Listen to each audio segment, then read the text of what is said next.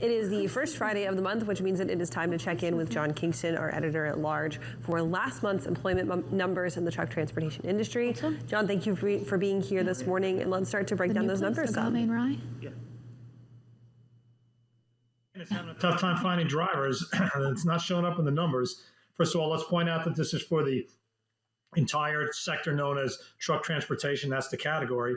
But the number of jobs added between April and May was 13,300, up to 1.581 million, 1,581,300, easily the all-time high.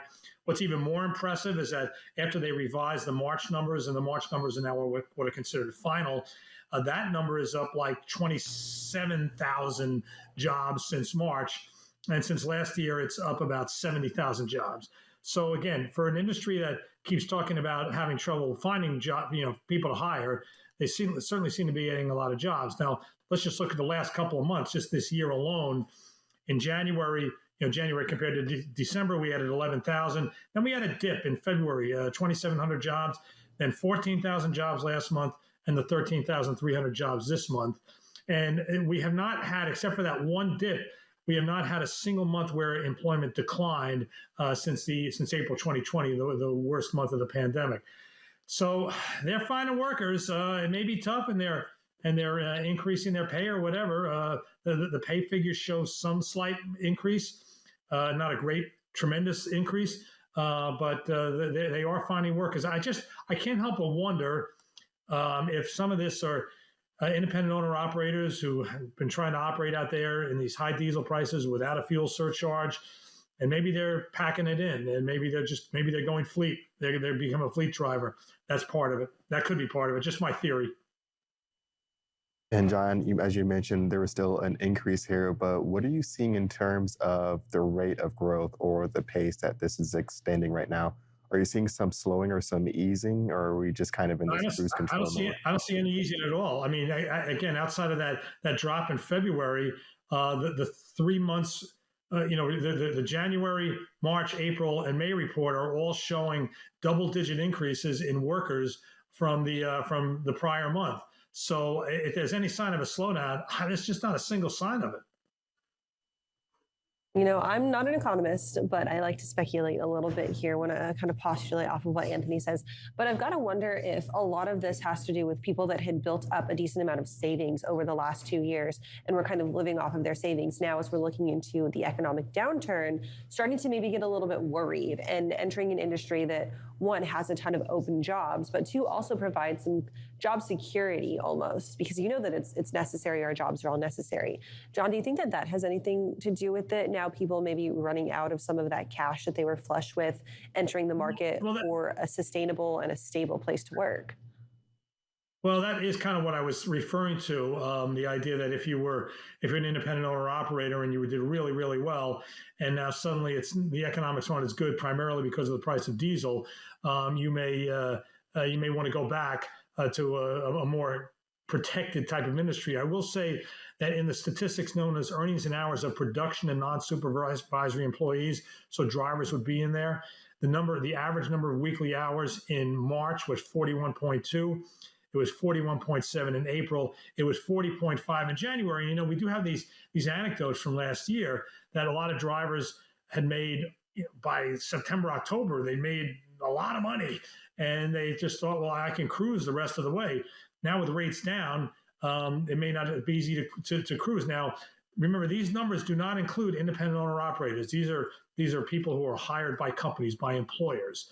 So, possibly seeing if any of them are leaving the independent side and going over to a more stable type of operation, you're going to maybe, and then working more hours, you see that in the average weekly hours. So, yeah, I think that the salad days are certainly probably over to a certain degree. They're certainly less than they were, and maybe you're seeing that in the more hours worked. And John, keeping it within the supply chain, what are you seeing right now on the warehouse side? Oh, I mean, I would talk about being able to hire people. Wow. I mean, it's just pretty much incredible. Let me get these numbers up here. So the warehousing sector added about I'm sorry, they added about 17,000 jobs. and now 1.801 million, 1,801,400. A year ago, okay, they were 1,624,700. So they're at about 180,000 more jobs than they were last year. And from March, the March number was 1,766. Now it's 1,801. So so they've added around 37,000 jobs since March. So these are industries that keep saying, "Oh, it's so tough to hire people, so tough to hire people," and yet they seem to have done it. What's interesting to me as well in this perspective is that there's some groups in our industry, specifically on like the tech side, that are suffering, right? You've got people laying off if you're a smaller startup or if you're a tech company. But at the end of the day, that hard work, gritty warehouse driving jobs are the ones that are up. Do you see any change in this trend, or do you think that warehousing, the driving, is truly protected and insulated from the broader changes in the economy when it comes to laying people off and getting rid of the workforce? Well, I hate to say that anybody is protected, but as we know, there were stories last week about Amazon starting to sublet some of their space. They've had a gigantic amount of space, built a lot of their own facilities, and that they're finding that maybe they're kind of at the max. They really don't need everything that they've got out there, so they're kind of sublet out to other people. I think that's a sign. You just got to wonder if that's an indication of some kind of softening in the warehouse business. What's going on with the Amazon sublets? Are they going to continue to need workers, not just them, but others, to add this? Unless maybe, they're going to lose some e-commerce business, and while others ramp up as they get their game plan in place to compete with Amazon. When I say they, I mean other companies, maybe some of the companies that are taking this warehouse space that Amazon is subletting. So yeah, I mean, can we keep going at 17,000 jobs a month? I really wonder about that. And John, real quick here, we were talking about a little bit earlier, talking about competing spaces. What are things looking like for manufacturing and construction, knowing that those are sometimes roles that drivers start to look into? Well, if you give me a minute, I'll pull that up, but because I didn't have that up before. Sorry about that. Okay, I mean, as you probably know, the country did add about 330,000 jobs for the month. Let me see if I can get some data here on.